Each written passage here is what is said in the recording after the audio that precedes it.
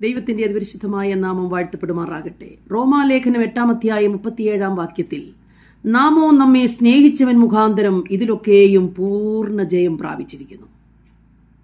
നമ്മെ സ്നേഹിച്ച കർത്താവായ യേശുക്രിസ്തു നിമിത്തം നമ്മുടെ ജീവിതത്തിൽ വന്നു ഭവിക്കുന്ന എല്ലാ പ്രതികൂലങ്ങളെയും ജയിപ്പാൻ ഒരു ദൈവശക്തി പ്രാപിച്ചിരിക്കുന്നു എന്നാണ് അപ്പോസ്തലൻ ഇവിടെ പറയുന്നത്.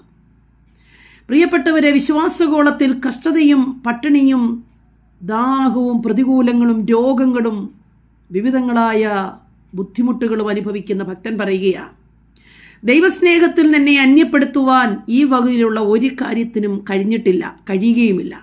കാരണം എൻ്റെ ഉറപ്പ്, ഞാൻ വേരൂന്നിയിരിക്കുന്നത് ക്രിസ്തുവിലാണ്. ക്രിസ്തുവിൽ വേരൂന്നിയിരിക്കുന്ന ഒരു ഭക്തന്റെ ജീവിതത്തിൽ കഷ്ടങ്ങൾ ഉണ്ടാകുമെന്നുള്ളത് സുനിശ്ചിതമാണ്. ക്രിസ്തീയ ജീവിതം കഷ്ടങ്ങളിൽ കൂടെയും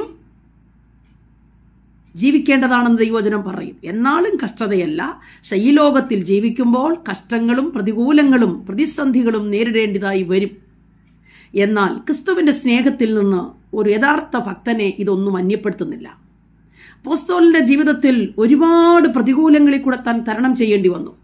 എന്നാൽ യേശു ക്രിസ്തുവിലുള്ള തന്റെ സ്നേഹം നിമിത്തമായി, തന്നെ സ്നേഹിച്ചവൻ മുഖാന്തരമായി എല്ലാത്തിന്മേലും പൂർണ്ണ ജയം പ്രാപിപ്പാൻ ദൈവം ഇടയാക്കി തീർത്തു. പ്രിയപ്പെട്ടവരെ, ഇന്ന് പ്രതികൂലങ്ങളെ തരണം ചെയ്യാതെ മാനസിക അസ്വസ്ഥത അനുഭവിച്ച് രോഗത്തിന്റെ കിടക്കയിൽ കിടന്ന് എന്നെന്റെ ജീവിതം അവസാനിക്കുമെന്ന് തോന്നുന്ന ഒരു മേഖല, കഷ്ടത സഹിച്ചു ഞാൻ മടുത്തു, എന്റെ മനം ഏറ്റവും മടുത്തിരിക്കുന്നു എന്ന് ചോദിക്കുന്ന എന്ന് ഹൃദയത്തിൽ വിചാരിക്കുന്ന അനുഭവങ്ങൾ, പ്രത്യാശയോടിരിപ്പീൻ, മിണ്ടാതെയിരുന്ന് യഹോവ ദൈവമൊന്ന് കണ്ടുകൊള്ളുവീൻ.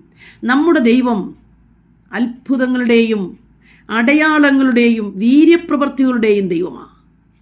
അവനിൽ ആശ്രയിക്കുന്ന ഭക്തന്മാർ കഷ്ടം സഹിക്കുന്നത് കണ്ട് സന്തോഷിക്കുന്ന ദൈവമല്ല, കഷ്ടതയിൽ കൂടെ കടത്തിവിട്ട് അവരെ പൂർണ്ണ പ്രാഗൽഭ്യത്തോടെ ദൈവസന്നിധിയിലെത്തിക്കുന്ന കർത്താവ്, ആദരിക്കുന്ന കർത്താവ്, മാനിക്കുന്ന കർത്താവ്, സൗഖ്യം തരുന്ന കർത്താവ്, വീണ്ടെടുക്കുന്ന കർത്താവ്.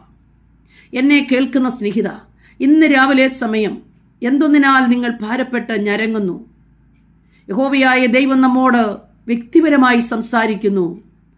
എന്നെ സ്നേഹിച്ചവൻ മുഖാന്തരം ഞാൻ ഇതിന്മേലൊക്കെയും പൂർണ്ണ ജയം പ്രാപിച്ചിരിക്കുന്നു എന്ന് പറഞ്ഞ അപ്പോസ്തലൻ സകലത്തിന്റെ മേലും ജയം പ്രാപിച്ചുവെങ്കിൽ, കർത്താവായ യേശു ക്രിസ്തു സഹിക്കേണ്ടി വന്ന സകല കഷ്ടങ്ങളിൽ നിന്നും ജയം പ്രാപിച്ചുവെങ്കിൽ, എനിക്കും നിങ്ങൾക്കും ഈ ജയം സുനിശ്ചിതമാണ്. അത് ഏതനുഭവമായിരുന്നോട്ടെ, സകലത്തിന്റെ മേലും ജയം തരുവാൻ അവൻ വിശ്വസ്തൻ.